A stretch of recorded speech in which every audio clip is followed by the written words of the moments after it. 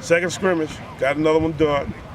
I think we did some things at times that, at least give you a chance to think that you might have a decent looking little outfit, but, we still got plenty of work to do. Coach, offensively, you moved the ball up and down the field. I know you still had some guys laying out on defense, but what did you think of what your offense did today? Well, you see some sign of life. You do see them being able to put some things together, string some drives together, make some plays that way. So hopefully we've got some guys here that we can put together in a way that we can have a decent looking offense.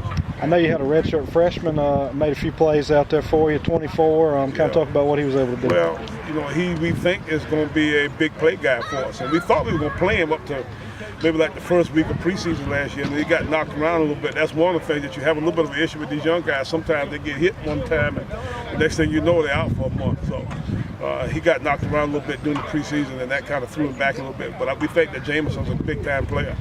We'll see what happens from here.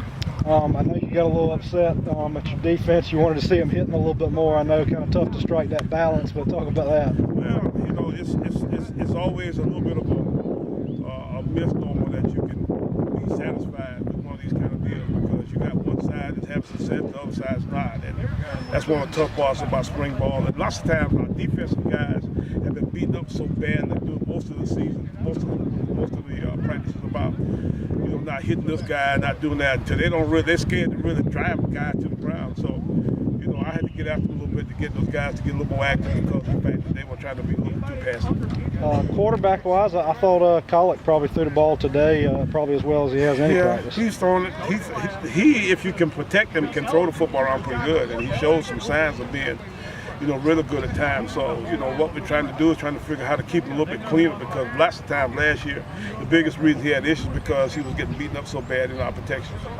All right, lastly here, I know you got a few more practices, and then you'll do the spring game next Saturday. I guess what are you hoping to kind of shore up between now and then? Well, you continue to do sort of what we're doing, just kind of build on where we're at now.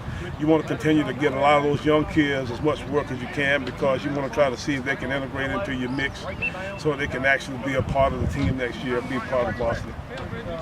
Coach, you put some emphasis on your kicking game today and your special teams. Talk a little bit about that.